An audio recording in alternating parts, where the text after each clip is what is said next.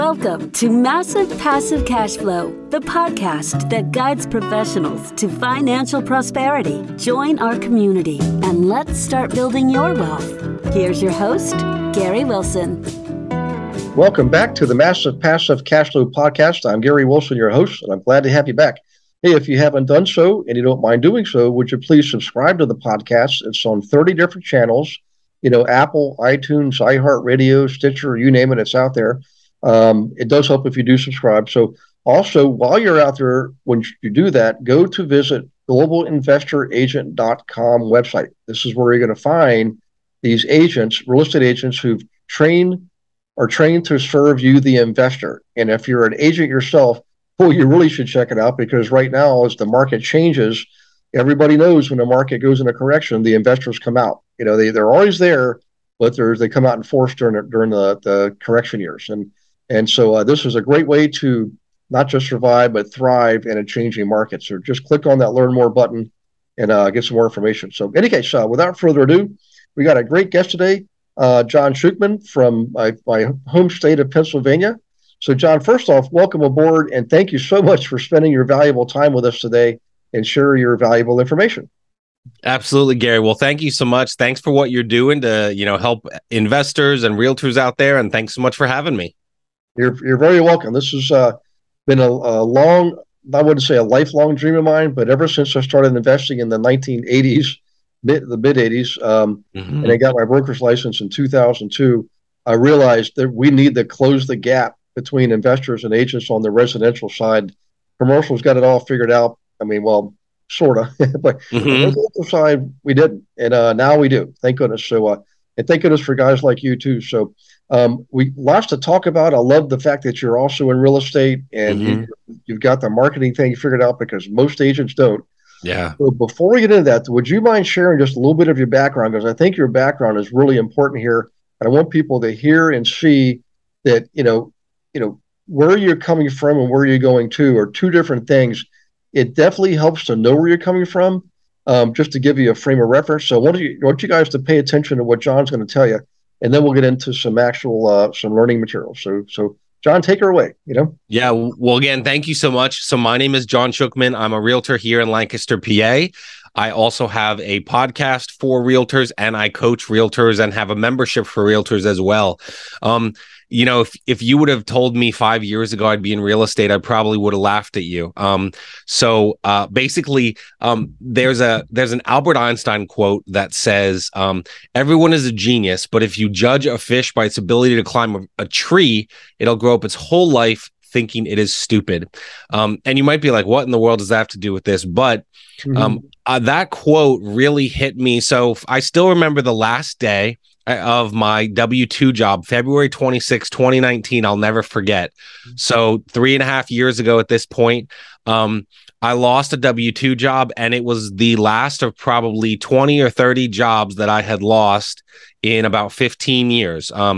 I learned at that moment that I was, and I probably was dumb and wasn't paying attention before, but I have a mentor, Vincent Puglisi.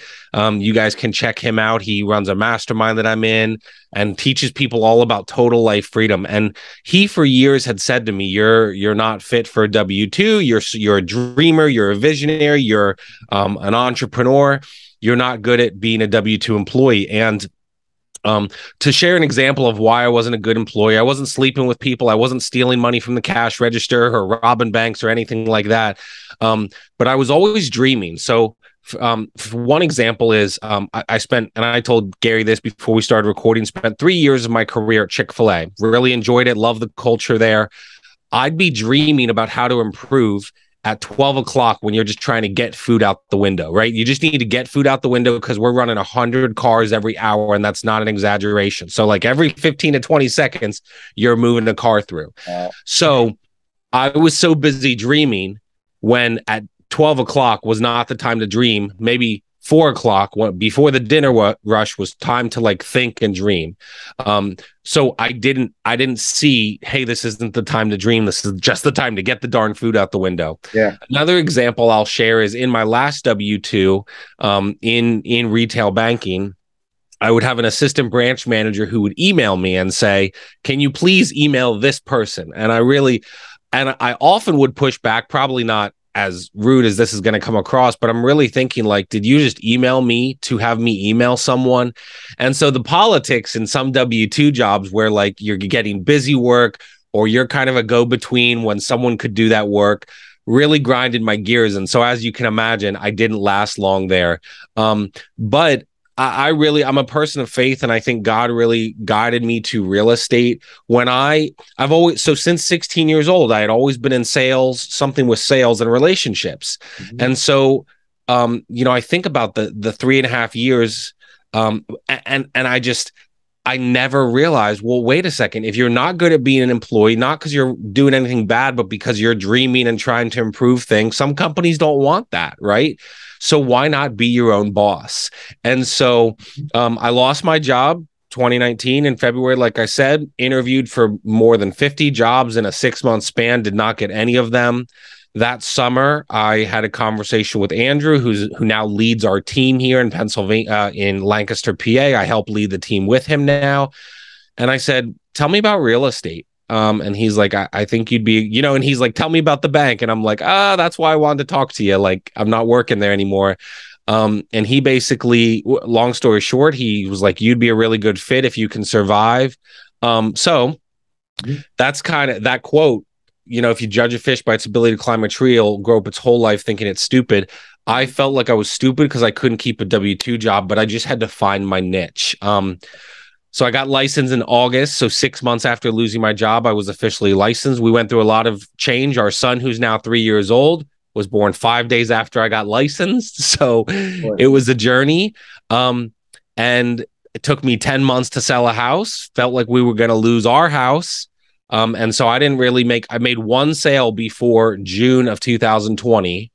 And from 2 years, from June of 2020 to June of 2022, I had created a 6-figure income, multiple years, paid off all our debt. We had $80,000 in consumer debt, credit cards, student loans, cars, etc.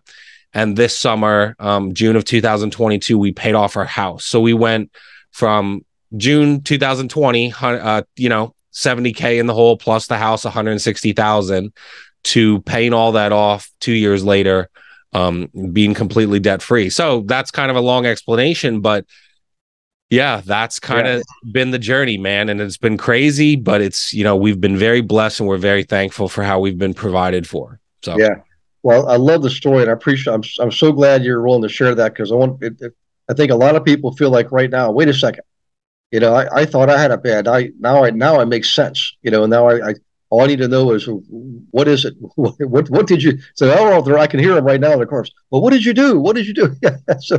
So let's get into some of that. What was it that you did to go from where you were to where you are now? Because to being debt free, guys, I got to tell you, I mean, I've been debt free since December 2015, and I still feel the same level of financial peace and excitement too, because I really don't. It's not that I'm callous about it. I know we're technically in a recession. By definition, we're in a recession. We're just in the beginning stages. I don't know how big or bad it's going to be. I don't want to scare people, but you know what? The numbers are what the numbers are. I mean, turn off the news and look at the numbers, and it'll give you some reality here. But the thing is, it doesn't mean you have to panic. This is not a time to panic. This is a time to prepare, and that's why I like having guys on like John. So John has done it, and he did it in record time. So pay attention, everybody, and get ready to take some notes. So if you wouldn't mind, John, talk a little bit about what did you do to have that transformation, Yeah, thank you so much. And I love that. I just wrote that down from my notes. Prepare, don't panic, I think is a huge lesson for realtors, right? You can I could sit here and say the sky is falling and cry about it, or I could do something about it. I think the biggest thing, man, in like my journey, once I got licensed as a realtor, I talked to many realtors through my podcast, through the coaching I do, through the membership, who say like, well, I'm not going to make it. I'm not going to survive. I think the biggest thing is I had no choice, right? I've lost my job. What I didn't even tell you, I mean, you knew he was born in late August. So when I lost my job, my wife was already pregnant. right? So like I'm now like an unemployed, I feel like an unemployed bum whose wife is pregnant. Not only is my wife pregnant, she's going to work at the same bank that just fired me. We worked there together. And so every day was really like emotional for both of us. Like she's like going there like angry at them for, and again, when I was fired, I was blessed. They fired me out of nowhere. I was never written up. There's still people around me that don't believe that, but I got 6 months of unemployment because they tried to say, oh, he was discharged for not learning fast enough. And they said, okay, well, where's the proof that there was discipline? And they had none of it because it never happened, right? So they had no record of me ever being disciplined in my 3 years at the company. But so I think the unemployment money, a couple $100 a week helped me like survive. But I think, man, I had no choice. Like I talk to realtors now. There was actually one on our team for a period of time working at the same bank I worked in the same position, a customer service representative, making $40,000 a year, but he wanted to be a realtor. And I said, you've got to bet on yourself. The best thing that happened to me was the bank got rid of me. And so I had no choice. So I said to this guy, I said, your problem is they're giving you a check every 2 weeks. And so you feel like you can't risk it. If you were to risk, $40,000, how easy is that to make in real estate, right? Now, again, you got to work for it, but like it's not that hard. But he was not willing to take the risk. He was on our team a year, never sold a thing, just put his license in referral. And so I think the point and what I really want people to hear is you have no other choice, right? Sometimes when your back's against the wall is the best thing that could ever happen to you because you have to do something about it. So in that time, right? So let's go to when I got licensed in real estate. I had a previous side business doing photography. Okay. What I learned was that, like, well, how do you promote your business? You talk about it on social media. When I used to do photography and I hated it, I didn't want to do it. Like, okay, I posted on Facebook this wedding album that I would do for someone and they loved it and they shared the pictures and people saw it. So I took that into real estate, started posting about real estate. And Gary, to be honest, man, it even makes me emotional thinking about it. I did what I had to do to survive. Yep. So while I was licensed as a realtor, I was driving Uber, driving for DoorDash, driving for Grubhub, anything with a car where like I could make some money, I did it.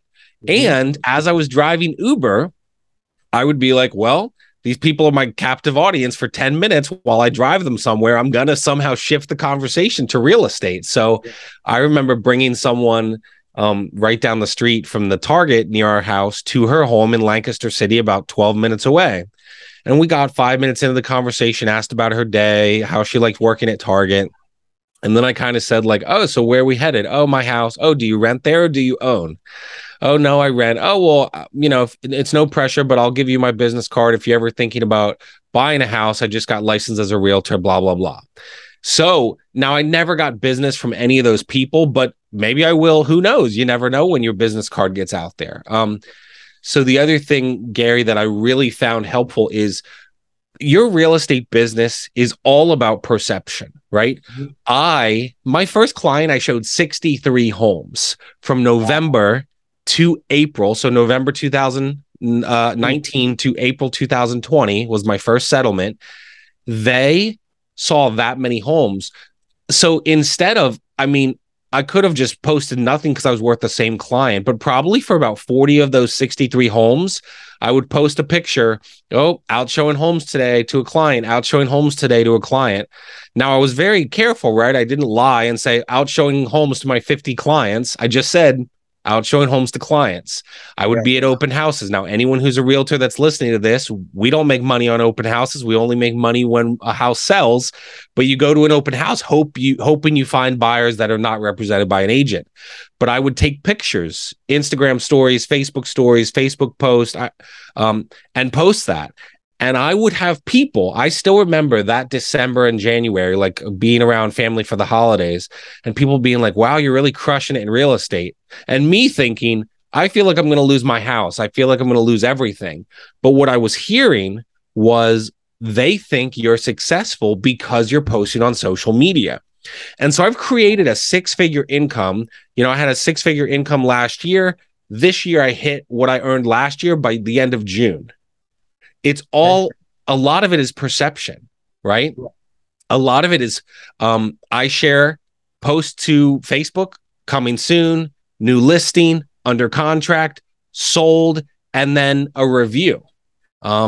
I talk about the, social media. I could go on and on, but I'll try to make it brief. You post the stuff on social media and post your reviews. I can say John's a great agent. Nobody cares.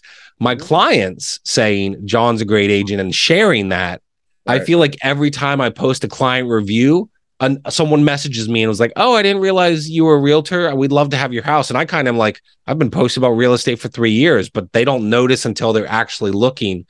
It's kind of like when you drive a car, if you drive a Volkswagen, and suddenly everyone you see has a Volkswagen, because it's like that's what you're noticing. So yeah, I think having no other option and using social media to grow your business, and anyone, whether you're a realtor, electrician, plumber, you can use social media to grow your business. Right. I would look at Facebook's the big one for me. Like, how many Facebook friends do you have? I've got, I think, 3,500, 4,000 connections, whatever it is. How many of those people know about what I do?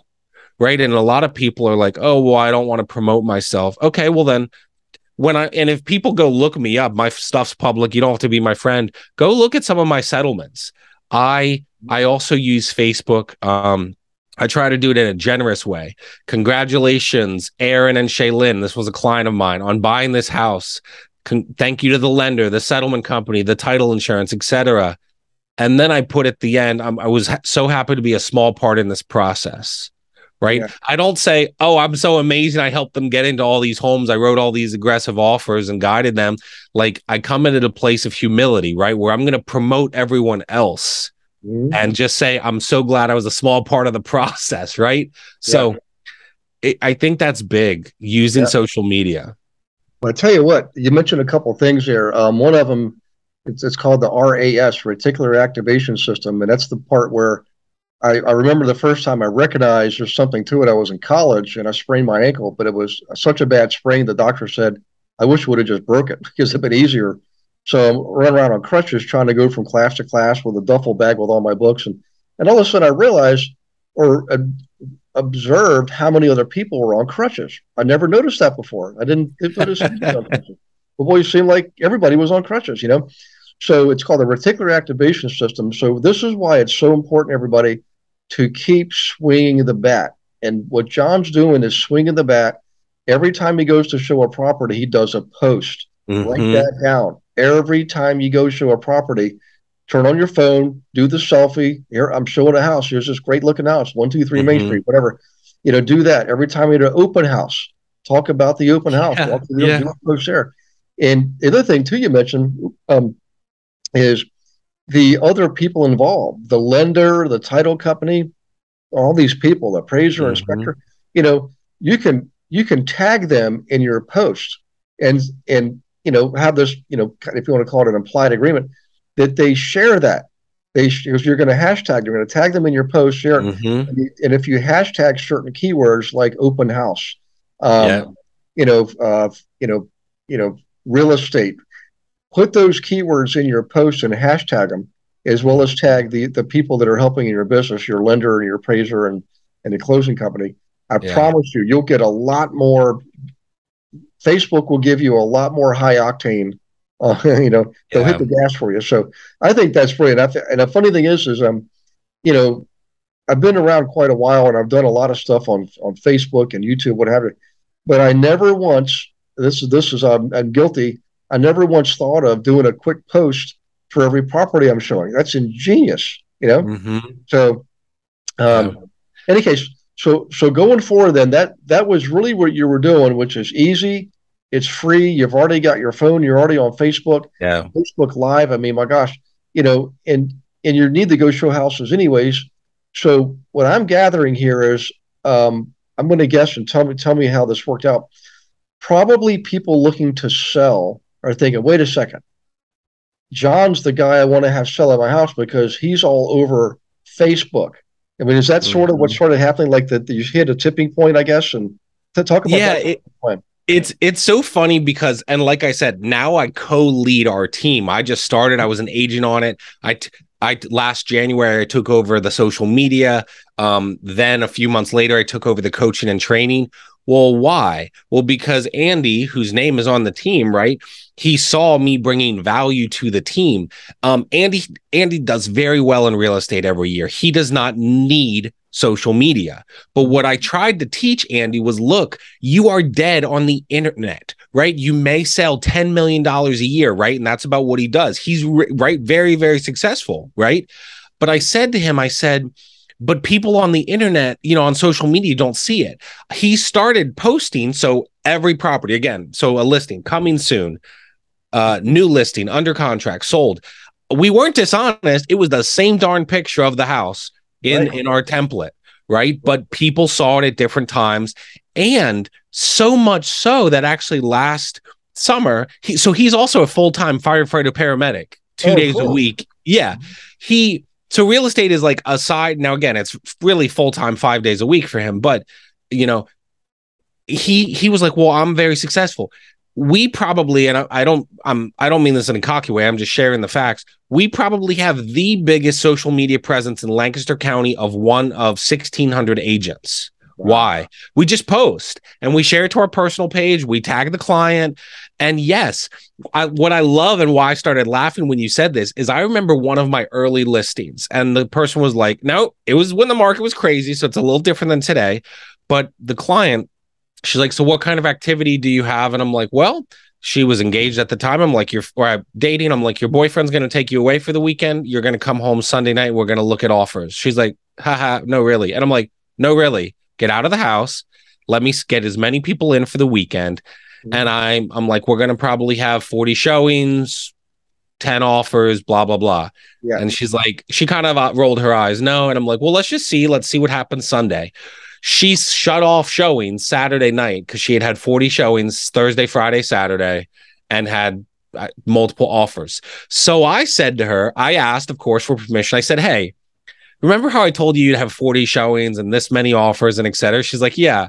Like, do you mind if I go in front of your house and record a video? So my wife, my poor wife, she's a saint. We drove over to the house. It was past the kids' bedtime, but I'm like, please, it was a Sunday night. I'm like, let's go do this. She records a video. Hey guys, it's John Schuchman here at whatever address.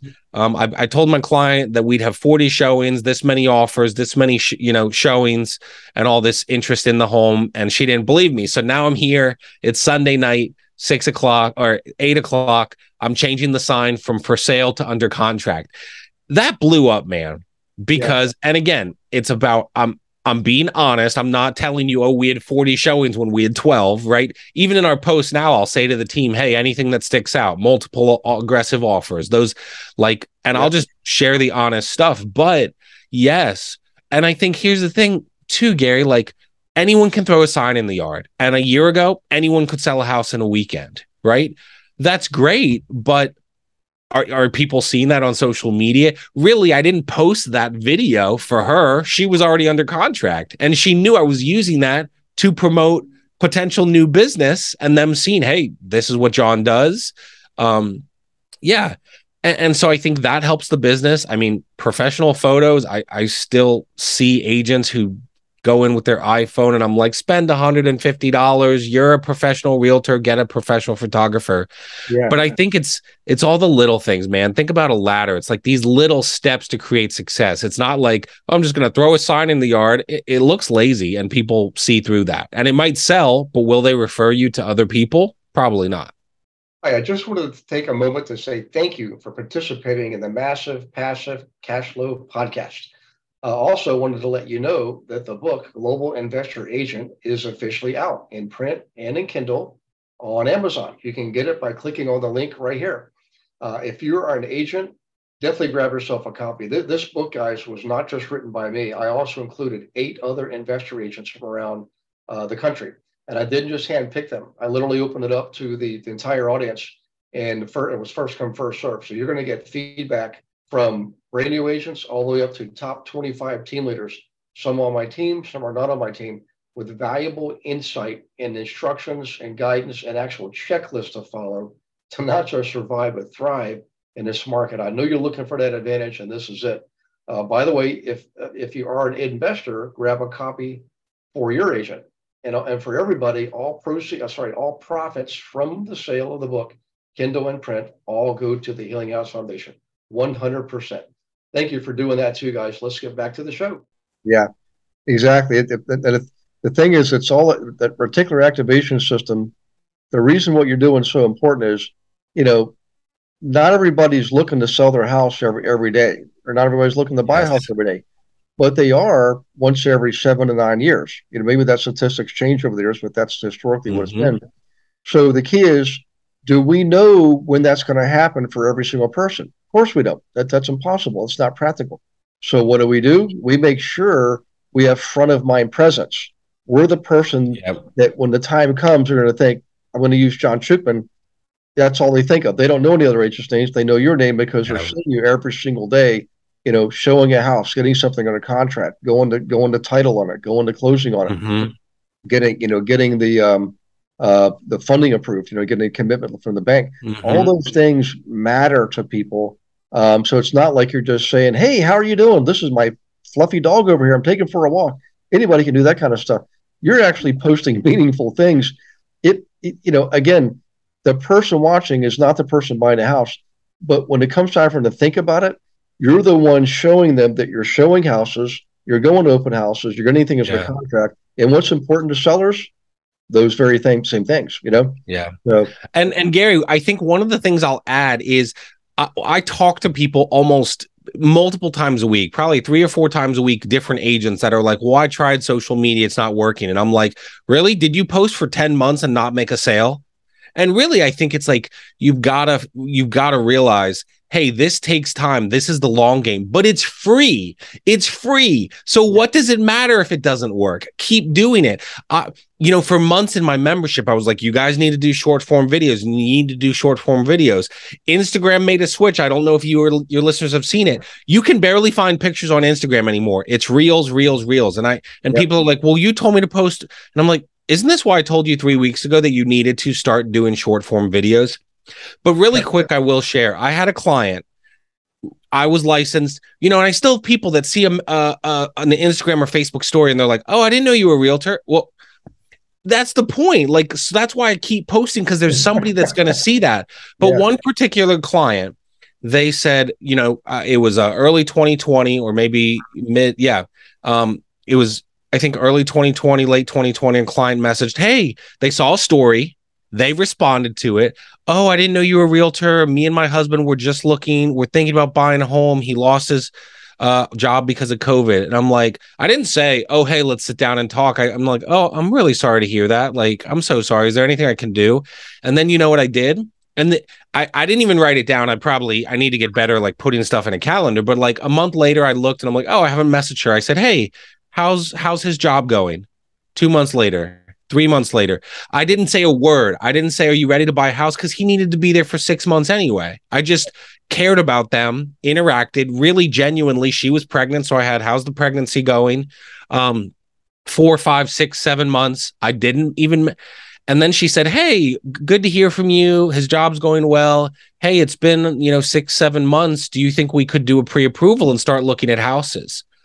All I did was create a relationship, right? And I didn't sit there and beg them for business. I just continued posting what I was doing. They continued to see it. And so I think that's the value in social media. And social media, really, it's about caring about people. I love getting on this whiteboard, this hot mess of a whiteboard back here. Soon I want to have it where, like, each week, okay, I check in with a client just to see how they're doing. I review a podcast because I love, helping podcasters. I check in with, one of the realtors in my membership and just give them a quick call, right? I think social media and those connections for me is all about, how can I serve people? If I serve people, the money's going to be there, the business is going to be there, the members are going to be in the thing, the social media stuff is going to, like, just serve people and do that like with a servant heart. Yeah, you're definitely hitting on some critical key things here. I mean, the relationship. But what's funny is, and I was just like most other agents when I first started out. I'm looking at everything. I'm come from a banking background with computer science. I'm like obviously a metrics kind of a person, and charts and graphs and tracking and measuring and all that. So in my mind, what I'm thinking is, gee, the measure of success is how many transactions you have. So I became transaction focused instead of people focused.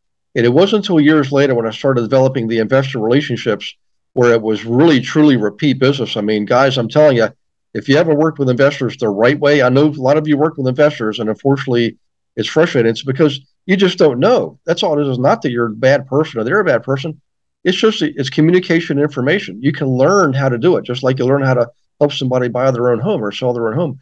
What I'm getting at is I was averaging slightly more than one transaction per owner occupant, but I was averaging more than 4 transactions per investor. And my analytical brain said, wait a second, this is a no-brainer. Work with investors, because you remember, we spend half our time trying to earn the business, earn the relationship. The other half's in production.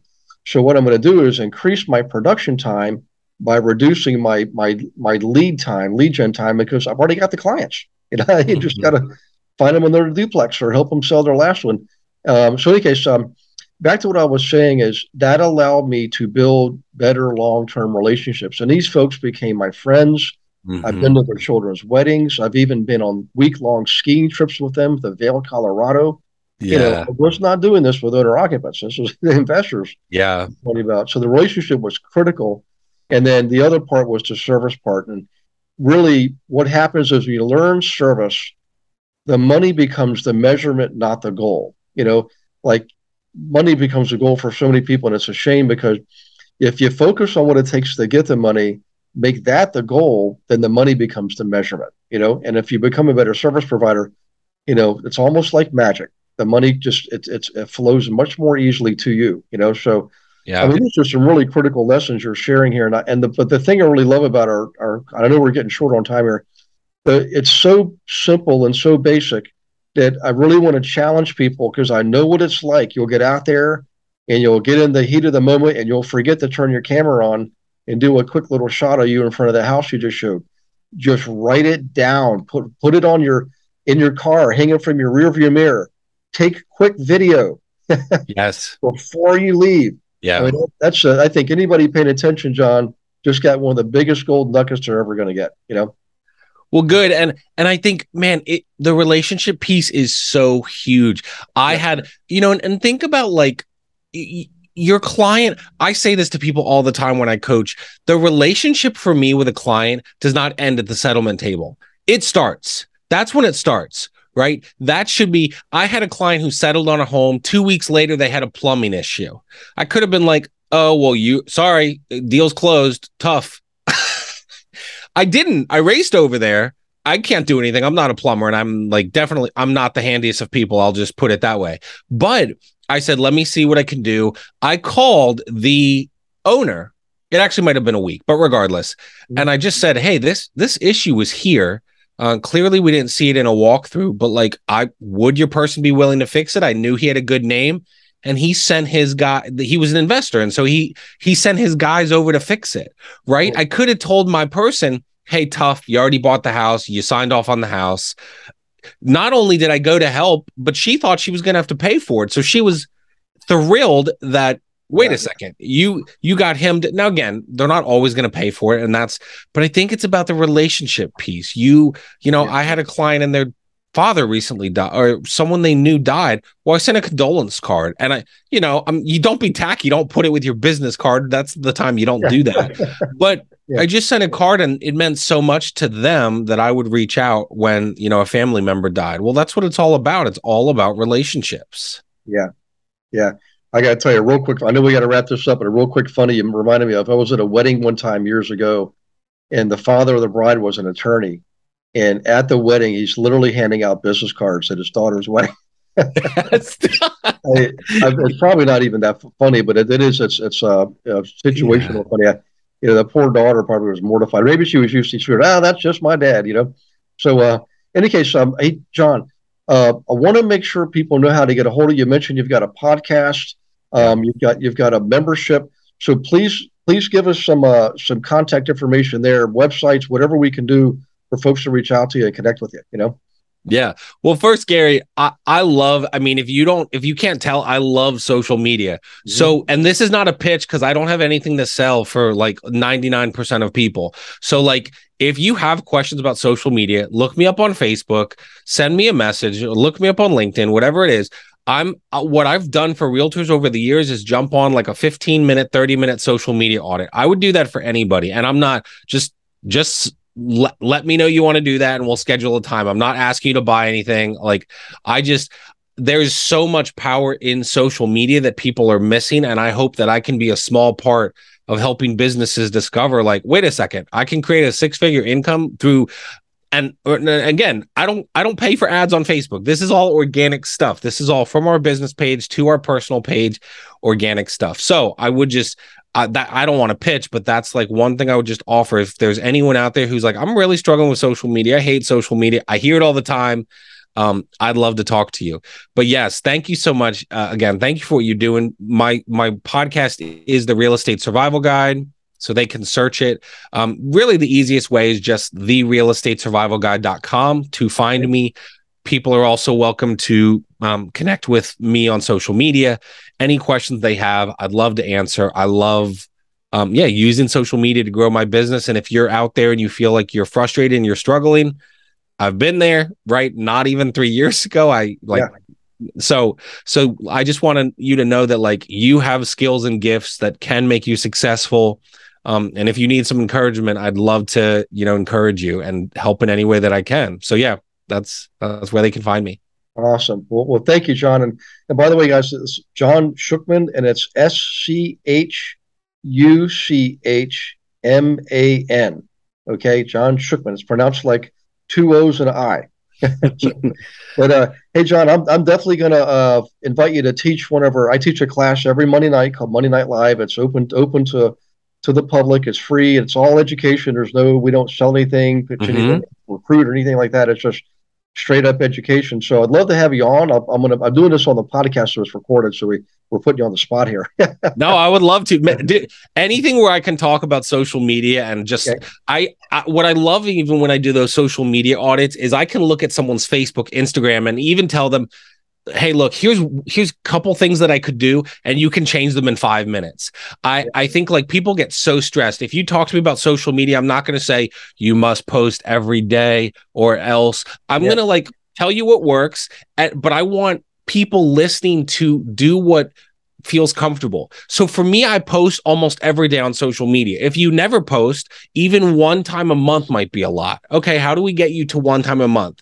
And then how do we get you to twice a month? How do we get you to once a week? But just go slowly and gradually in a way that feels comfortable. The struggle, and I'm sorry, I'll stop after this. The struggle with social media is often when I talk to people, they're like, okay, I'm going to do this. I'm going to jump in. I'm going to post every day for the next month. And I'm like, you're going to miss it. And every time someone does that, 100% failure rate, every time they do that, 2 weeks in, they message me frustrated because they missed. And I'm like, stop. So I think the biggest thing for social media is do what feels natural. Now push yourself a little bit. So if you post once a month, let's make it once a week or once every other week.